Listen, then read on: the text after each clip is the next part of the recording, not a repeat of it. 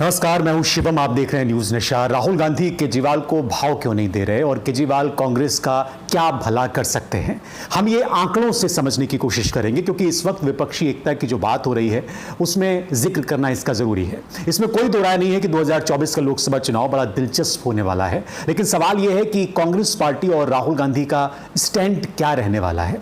America में राहुल गांधी ये कह चुके हैं कि अगर विपक्षी पार्टियां एक साथ आती हैं तो 2024 में मोदी सरकार को उखाड़ फेंकना आसान हो जाएगा और आसानी से उखाड़ फेंका जा सकता है। लेकिन विपक्षी पार्टियों का साथ आना एक बड़ी चुनौती है, क्योंकि सबके अपने अपने हित हैं, अपनी अपनी महत्वाकांक्षाएं हैं। इन्हीं विपक्षी पार्टियों में से एक पार्टी है आम आदमी पार्टी, जिसकी वजह से विपक्षी एकता खंडित या टूटती हुई कभी कभी दिखाई देती है। पहले पटना और अब बेंगलुरु में होने वाली विपक्षी पार्टियों की बैठक में आम आदमी पार्टी के रुख को लेकर खूब चर्चा हो रही है, सवाल भी खड़े हो रहे हैं। आज हम अपने कार्यक्रम में यह समझने की कोशिश करेंगे कि आम आदमी पार्टी को लेकर कांग्रेस की उदासीनता या कांग्रेस का रुख क्या इशारा करता है और राहुल गांधी ने इसके लिए क्या प्लानिंग की हुई है। अगर आप चुनावी परफॉर्मेंस देखें, चुनावी आंकड़े देखें, तो उसके आधार पर आम आदमी पार्टी ने कांग्रेस की ही जमीन पर अपने पौधे उगाए हैं और अपना विस्तार किया है। दिल्ली, पंजाब, गुजरात और गोवा जैसे जो राज्य हैं, ये उसका उदाहरण है। यहां कांग्रेस के वोट शेयर में भारी गिरावट आई और आम आदमी पार्टी का वोट शेयर बढ़ा। आम आदमी पार्टी के लिए कांग्रेस और राहुल गांधी की उदासीनता यूं ही नहीं है, आंकड़े भी इस ओर इशारा करते हैं। अगर आप गौर से देखें तो 2020 के दिल्ली विधानसभा चुनाव में आम आदमी पार्टी को 53.7% के आसपास वोट मिला था और कांग्रेस का वोट प्रतिशत घट गया था और रह गया था सिर्फ 4.3%। यह ध्यान देना जरूरी है कि कांग्रेस ने 15 साल तक दिल्ली पर शासन किया। 2008 के विधानसभा चुनाव में उसे 40.3% वोट मिले थे। सिर्फ दिल्ली में ही नहीं, पंजाब में भी यही आलम था। 2022 के पंजाब विधानसभा चुनाव में आपने 42% वोट शेयर के साथ 92 विधानसभा सीटें जीत ली। कांग्रेस की सीटों की संख्या घटकर 18 पर आ गई और वो केवल 23% वोट पर ही सीमित हो गई। दिल्ली और पंजाब दोनों ही राज्यों में जहां आप अब सत्तारूढ़ पार्टी है यानी सरकार में है, वहां कांग्रेस ने अपना बड़ा समर्थन आधार खो दिया है और ये आधार अरविंद केजरीवाल या आम आदमी पार्टी के साथ शिफ्ट हो गया है और ये कांग्रेस के लिए चिंता की बात है। इसी तरह अगर आप गुजरात में देखें तो गुजरात में 2022 के विधानसभा चुनाव में आपको कांग्रेस की कीमत पर 12.9% वोट मिले। यह अच्छा खासा वोट है नई पार्टी के लिए और इसका वोट शेयर पिछले विधानसभा की तुलना में 14% कम हो गया कांग्रेस का। उसी साल गोवा में भी आम आदमी पार्टी को 6.7% वोट मिले और पिछले विधानसभा चुनाव की तुलना में कांग्रेस के वोट शेयर में 4.9% के आसपास की गिरावट आई। ऐसे में राहुल गांधी ये अच्छी तरह से जानते हैं कि आम आदमी पार्टी को ज्यादा भाव देना कांग्रेस के लिए अच्छा नहीं है। इसलिए हिमाचल और कर्नाटक जीतने के बाद राहुल गांधी अपनी एक अलग लकीर खींचने की कोशिश कर रहे हैं, एक अलग तरीके से काम कर रहे हैं। उन्हीं पार्टियों को भाव दे रहे हैं वो जिनके नेताओं का एक जातिगत जनाधार है। राहुल गांधी ये भी जानते हैं कि अगर वो आम आदमी पार्टी को ज्यादा भाव देते हैं तो इससे बीजेपी की सेहत पर कोई ज्यादा फर्क पड़ने वाला नहीं है और इस ओर भी आंकड़े इशारा करते हैं। दिल्ली, गुजरात में इससे बीजेपी को बहुत नुकसान होगा नहीं और पंजाब में आम आदमी पार्टी से गठबंधन करके कांग्रेस को बहुत फायदा होगा नहीं। तो ऐसे में राहुल गांधी ये जानते हैं कि आम आदमी पार्टी को उतना ही भाव दो जितना जरूरी है।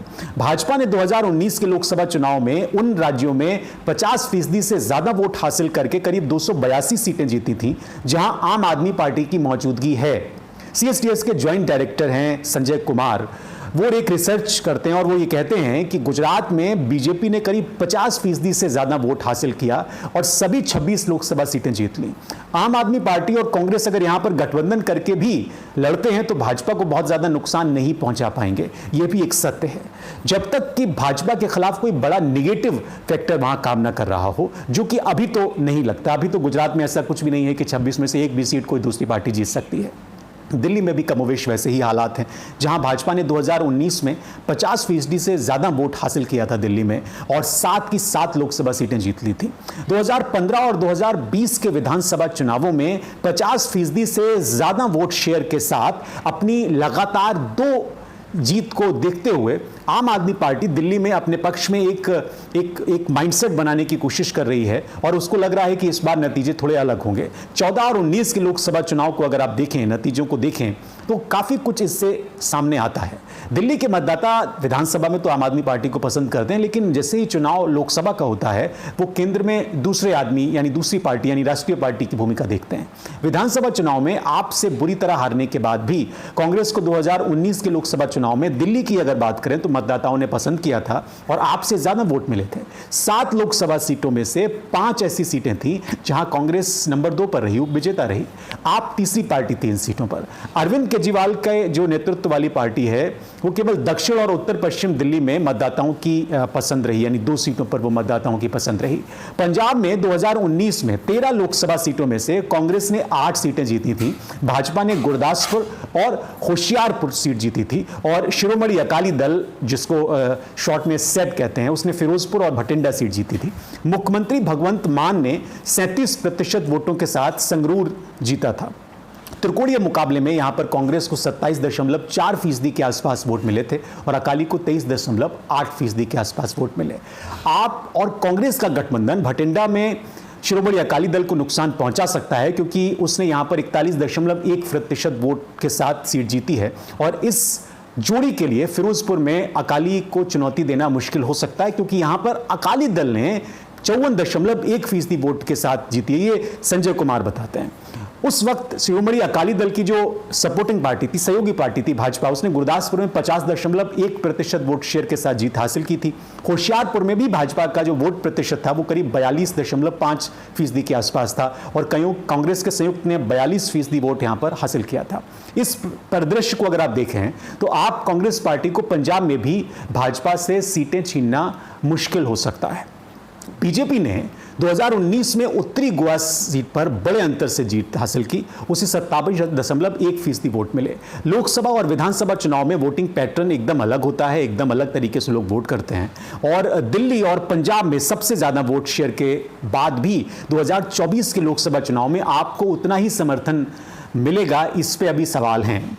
दिल्ली, गुजरात और हिमाचल प्रदेश के अलावा उत्तराखंड में भी बीजेपी के चुनावी दबदबे को देखते हुए आप और कांग्रेस का गठबंधन पार्टी के लिए कोई चुनौती नहीं बनने वाला है, ये आंकड़े स्पष्ट करते हैं। जब तक कि इन राज्यों में कोई बड़े पैमाने पर भारतीय जनता पार्टी के खिलाफ निगेटिव माहौल न बने, इसलिए राहुल गांधी उन आंकड़ों को समझ रहे हैं और उसके बाद ही अरविंद केजरीवाल या आम आदमी पार्टी को भाव दे रहे हैं। ये बहुत स्पष्ट नजर आता है कि कांग्रेस ये जानती है कि आम आदमी पार्टी को कितना भाव देना है, क्योंकि अगर ज्यादा भाव देते हैं तो ये नुकसान कांग्रेस को ही होगा। फिलहाल इस कार्यक्रम में इतना ही। आपको ये कार्यक्रम कैसा लगा कमेंट करके जरूर बताएं। आप हमसे जुड़े रहने के लिए सब्सक्राइब करें YouTube पर, फॉलो करें Twitter पर और लाइक करें Facebook पर।